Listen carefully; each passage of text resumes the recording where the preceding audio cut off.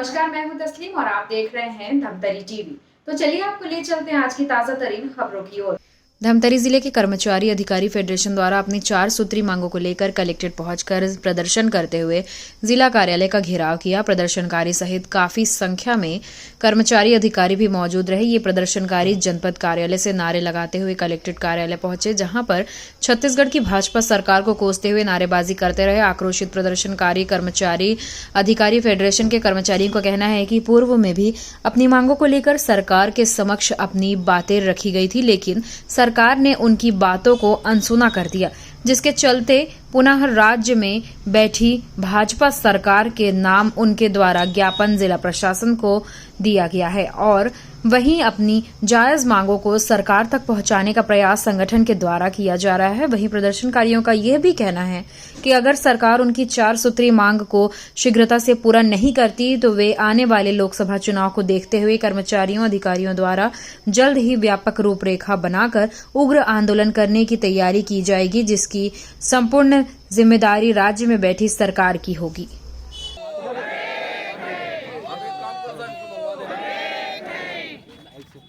जो भी रहा चलेगा सर। कलेक्टर गायब है तो चलेगा, कलेक्टर के रहते हुए अगर आते तो नहीं लेते, नहीं दिए रहते। हम अपना अधिकार मांगते नहीं, किसी से भीख मांगते। आवाज दो, होश में आओ, होश में आओ। जिला प्रशासन होश में आओ, होश में आओ, होश में आओ। सरकार तेरी वादा खिलाफी नहीं चलेगी, नहीं चलेगी। सरकार तेरी वादा खिलाफी नहीं चलेगी, नहीं चलेगी। पूरा एरिया लेके रहेंगे, लेके रहेंगे, लेके रहेंगे। केंद्र के समान डीए लेके रहेंगे। आज हमारा जो ये प्रदर्शन है, हमारे प्रांतीय निर्देश पर पूर्व की भांति भूपेश बघेल सरकार ने केंद्र सूचना आयोग से भी अनुमति लेने के बाद जिस डीए को नहीं दिया है, ऐसे और भी लंबित मांगों को भारतीय जनता पार्टी ने अपने घोषणा पत्र में रखा और इन्होंने मोदी का गारंटी लिख करके उस घोषणा पत्र को पूरा प्रचारित किया। इसके बाद सरकार बन जाने के बाद जो जो इन्होंने प्रचार किया, जिनके बल पर सरकार पे जो आए हैं, आज ये उन्हीं को भूल रहे हैं, उन्हीं के प्रति सोच भी नहीं रहे हैं। बजट में कभी भी कर्मचारी के प्रति कोई भी बात का इन्होंने उल्लेख नहीं किया है। अच्छी बात है, हमारे अन्नदाताओं का ये भला करें, हम भी चाहते हैं कि उनका भला हो। महतारी वंदन योजना में सभी माताओं को वो 1000 रुपये दें, ये भी देना बहुत ज़रूरी है।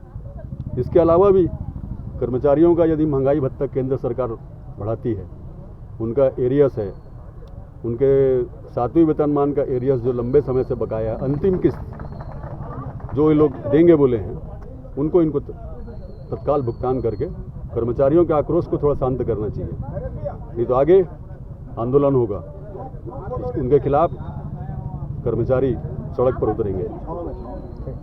आगे लोकसभा चुनाव भी है, तो आगे आप लोगों ने क्या सोचा है? सरकार अगर आपकी मांगों को अनदेखा करता है तो आगे आप लोग क्या करेंगे? ये पॉलिटिकल इशू हो जाता है और किस पार्टी को वोट देना है या नहीं देना है, ये सभी कर्मचारी अधिकारी का अपना अपना अधिकार और दायित्व होता है। इस संबंध में मैं सार्वजनिक रूप से कुछ भी नहीं कह सकता। जी मैम, बताएंगे आज किस तरह का प्रदर्शन किया गया? आज छत्तीसगढ़ अधिकारी कर्मचारी फेडरेशन की तरफ से आज यहाँ ज्ञापन सौंपने के लिए यहाँ आए हुए हैं कलेक्ट्रेट में।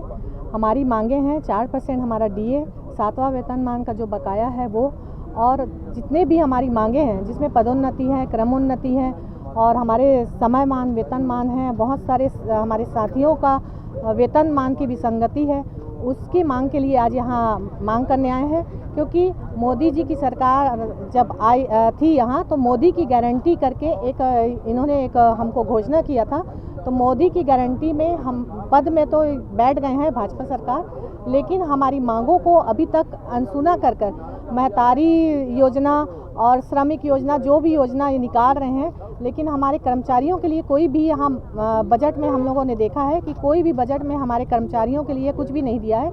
इसलिए आज हम लोग अपनी मांगों को यहाँ लेने आए हैं, ज्ञापन सौंपने आए हैं। पूर्व में भी आप लोगों के द्वारा ये प्रदर्शन किया गया था, सरकार ने आपकी मांगों को अनदेखा कर दिया है। आगे आप लोग किस तरीके का, अगर मांगे पूरी नहीं होती तो आगे क्या करेंगे? पूर्व में भी हम लोगों ने ऐसा मांग किया था, लेकिन उस समय हम लोगों को कर्मचारियों की सरकार यह कहकर हम लोगों से धोखा किया है।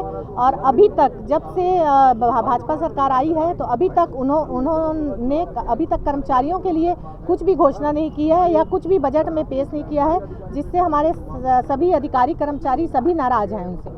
आगामी लोकसभा में तो आगे आप लोगों ने इसके लिए क्या सोचा? आगे अगर हमारी मांगों पर अगर सरकार ध्यान नहीं देती है तो आगे आंदोलन की रूपरेखा हमारी बनाई जाएगी प्रांताध्यक्ष के महोदय के द्वारा और हमारे फेडरेशन के संयोजक के द्वारा, और उसके बाद उस आंदोलन में हम आंदोलन करने के लिए हम बाध्य होंगे। हमारी सभी सरकार की होगी। जी सर, आपका परिचय बताइए। मैं नायब तहसीलदार छत्रपति चंद्र। किस तरह ज्ञापन सौंपा गया है? सर, यहाँ पे जो प्रदर्शन हो रहा था, ज्ञापन सौंपा गया है, तो आगे आप लोगों ने क्या सोचा?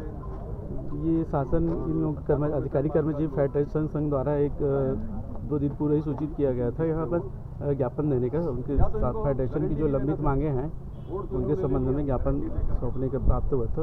आपका ज्ञापन प्राप्त हो चुका है, जिसे अपन शासन तक पहुँचा देंगे विधिवत। क्या क्या मांग की गई? मुख्यतः डीए का है, इन लोगों का डीए का, और अन्य जो मांगे और है उनका उसके संबंध में।